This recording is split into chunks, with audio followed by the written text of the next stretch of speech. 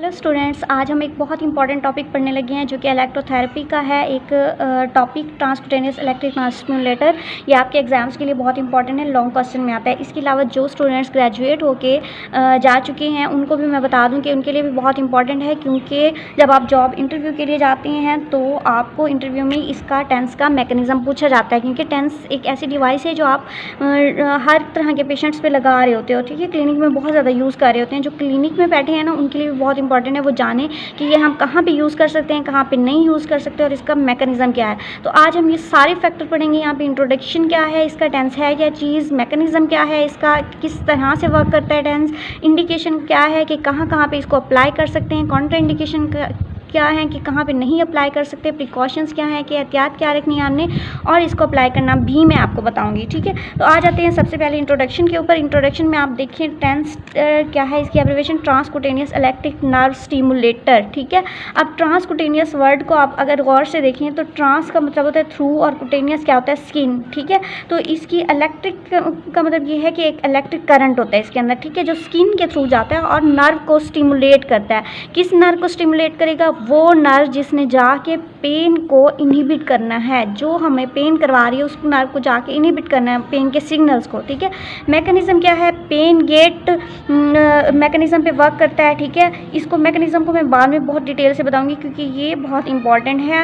हमारे पास स्टडीज़ के बाद भी ये इंपॉर्टेंट होता है मैकेनिज्म। ठीक है, ये बहुत डिटेल में बताना है मैंने आप लोगों को। इसके अलावा आज जो हम पढ़ेंगे ना, सबसे पहले देखिए इंडिकेशन जो है ना, कहाँ कहाँ हम टेंस जो है यूज़ कर सकते हैं। ठीक है, अब बहुत सारी इंडिकेशन। सबसे पहले आप लोगों ने जो एक चीज़ याद रखनी है ना, ये टेंस का आप लोगों ने ये डिवाइस होती है, ठीक है, छोटी सी मैंने आपको दिखाने के लिए यूज़ की हुई। वैसे और भी इसके डिफरेंट टाइप्स के होते हैं, वो मैं आगे इंट्रोडक्शन में आप लोगों को आगे टाइप्स भी बताऊँगी, मोड्स भी बताऊँगी टेंस के, और टेंस की इंटेंसिटी कितनी होनी चाहिए, फ्रिक्वेंसी कितनी होनी चाहिए, सारा बताऊँगी। ठीक है, फिलहाल इस वीडियो में हो सकता है मैं पार्ट्स में कर दूँ, इस वीडियो में सारा ना बताऊँ। इस वीडियो में स्पेशली आज मैं आप लोगों को कॉन्ट्राइंडिकेशन बताने लगी हूँ इस टेंस की, कि कहाँ कहाँ ये डिवाइस जो है, ये डिवाइस से टेंस हम कहाँ कहाँ इस्तेमाल नहीं कर सकते किस पेशेंट पे, क्योंकि सबसे पहले जानना हमारे लिए यही ज़रूरी है। हम क्या है, जो पेशेंट है उस पर लगा दो, जो पेशेंट है उस पर लगा दो, ऐसा नहीं है। किस पेशेंट पे हमने नहीं लगाना, ये हमारे दिमाग में लाजमी होना चाहिए। लगाना कहाँ है वो खुद ही याद हो जाएगा जब आपको ये पता होगा कि कहाँ नहीं लगाना। तो आज हम यही पढ़ेंगे कि कॉन्ट्राइंडिकेशन इसकी क्या है। ठीक है, तो कॉन्ट्राइंडिकेशन की किस पेशेंट पे नहीं लगाना है। सबसे पहली चीज़ है कार्डियक पेस मेकर। ठीक है, कार्डियक पेस मेकर अगर किसी हार्ट का पेशेंट है कोई, ठीक है, उसको दिल की बीमारी है, उसके अंदर डिवाइस लगी हुई है, कार्डियक पेस मेकर लगा हुआ है या इम्प्लांटेड डिफिब्रिलेटर लगा हुआ है, ठीक है, इन दोनों केसेस में हम नहीं लगाएंगे, टेंस यूज़ नहीं करेंगे। और स्पेशली एंटीरियर चेस्ट पे, चेस्ट के ऊपर बिल्कुल भी नहीं लगाएंगे इलेक्ट्रोड्स इसके। ठीक है, ये आपके पास इलेक्ट्रोड्स होते हैं, ये आप लोगों ने एंटीरियर चेस्ट पे बिल्कुल नहीं अप्लाई करने। ठीक है, उसके अलावा इम्प्लांटेड मेटालिक डिवाइस, कोई भी मेटालिक डिवाइस है, ठीक है, बॉडी के अंदर, फॉर एग्जांपल हम फ्रैक्चर के केस में टेंस लगाते होते हैं, फ्रैक्चर को हील करवाने के लिए, उसके हीलिंग में हेल्प नहीं करता, पेन में हेल्प करता है। तो अब फ्रैक्चर वाले बंदे में हो सकता है कोई रॉड लगा हो, कोई प्लेट लगी हो, तो उस बंदे में हमने यूज़ नहीं करना। हम उससे पहले हिस्ट्री में पूछ लेंगे आपको कोई रॉड या प्लेट या या कोई इस तरह की नेल्स, कोई इस तरह की चीज़ तो नहीं है, मेटल की चीज़। ठीक है, या फिर इलेक्ट्रॉनिक डिवाइस, पेशेंट ने ऑलरेडी कोई इलेक्ट्रॉनिक डिवाइस यूज़ कर रहा है तो उस पेशेंट में हम नहीं लगाएंगे। ये हमारे पास कॉन्ट्राइंडिकेशन है, एब्सोल्यूट कॉन्ट्राइंडिकेशन। कैंसर, ठीक है, किसी पेशेंट को अगर कैंसर है, ट्यूमर है, तो उस जगह पे हम नहीं लगाते जिस जगह पे कैंसर है, क्योंकि वो स्प्रेड हो सकता है। ठीक है, उसके अलावा किसी और जगह पे जो हम पेन के लिए मैनेज करने के लिए कैंसर में यूज़ कर रहे होते हैं, लेकिन कैंसर वाले पेशेंट को डायरेक्टली हम कैंसर वाली लीजन के ऊपर नहीं लगाएंगे। प्रेगनेंसी में आप लोगों ने याद रखना है, एब्डोमेन के ऊपर बेबी को रिस्क हो सकता है, हम नहीं टेंस यूज़ करेंगे। ठीक है, उसके अलावा बैक के ऊपर हम लगा सकते हैं इन केस के लेबर पेन है। ठीक है, लेबर पेन के अंदर फ्रिक्वेंटली आप डिफरेंट डिपार्टमेंट में, फिजियो के डिपार्टमेंट में यूज़ हो रही है, ये प्रैक्टिस हो रही है, टेंस को यूज़ किया जाता है और बहुत ही इफेक्टिव है पेन को ख़त्म करने के लिए। इसके आर्टिकल्स भी आप जाके पढ़ सकते हैं गूगल स्कॉलर या पबमेड के, कि प्रेगनेंसी में हम थर्ड ट्राइमेस्टर के अंदर या लेबर पेन के अंदर हम लोग यूज़ कर सकते हैं बैक पे लगा के, डायरेक्ट, वो भी एब्डोमेन पे नहीं लगाते। उसके अलावा आप लोग यूज़ नहीं कर सकते हो इसको। उसके अलावा एलर्जिस्ट और इलेक्ट्रोड जेल, ठीक है, आप ये देखें इसके जो इलेक्ट्रोड हैं, इलेक्ट्रोड के ऊपर क्या है, एक जेल लाइक मटीरियल है। ठीक है, अगर इस जेल से किसी को एलर्जी है तो क्या हम यूज़ करेंगे? नहीं करेंगे, क्योंकि हो सकता है उसे एलर्जी हो, रैश हो जाए वहाँ पे, उसके लिए प्रॉब्लम हो, तो हम उसको नहीं लगाएंगे।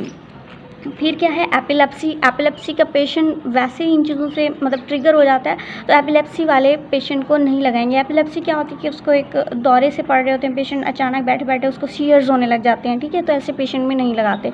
एंटीरियर नेक, ठीक है, हमारी जो गर्दन का सामने वाला हिस्सा है उस पर नहीं अप्लाई करते हैं। क्यों? क्योंकि वहाँ पे कैरोटिड बॉडीज़, कैरोटिड साइनस पड़ा होता है।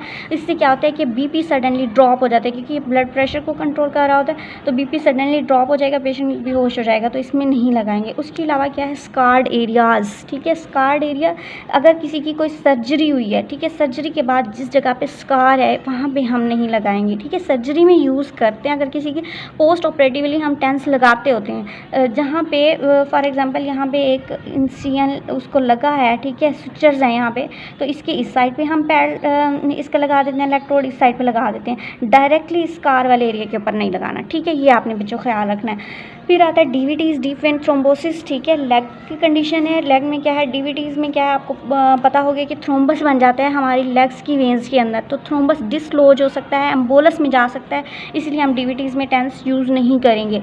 फिर आता है हमारे पास एबनॉर्मल स्किन सेंसेशन। अगर कोई पेशेंट न्यूरो का है, ठीक है, तो उसको हो सकता है उसको वार्म और हीट या कोल्ड का की सेंसेशन ना जा रही हूँ, उसे पहले हम सेंसेशन चेक कर लेंगे, गर्म ठंडा उसको महसूस होता है नहीं होता। अगर तो नहीं होता तो उसको इलेक्ट्रिक शॉक हो सकता है, बर्न हो सकता है, तो हम ऐसी कंडीशन में उसको नहीं लगाएंगे। फिर ओपन वुंड और रैश में देखेंगे, ओपन वुंड और रैश क्या अगर है तो हम यूज़ नहीं करेंगे, क्योंकि वहाँ पे इन्फेक्शन के चांसेस बढ़ सकते हैं। Swollen red infected inflamed skin पे हम नहीं लगाएंगे। ब्लीडिंग डिसऑर्डर जैसे इनके हमारे पास थैलेसीमिया और हीमोफीलिया वाले हैं, जिनको अगर हम लगाएंगे तो ब्लीडिंग हो सकती है, उस कंडीशन में भी हम इसको यूज़ नहीं करेंगे। और arterial circulatory problems in lower limb जो बीपी के पेशेंट हैं उनमें लोअर लिम में मसला होता है कि उनकी सर्कुलेशन प्रॉपर नहीं जा रही होती, तो उस कंडीशन में भी हम ये टेंस इस्तेमाल नहीं करेंगे।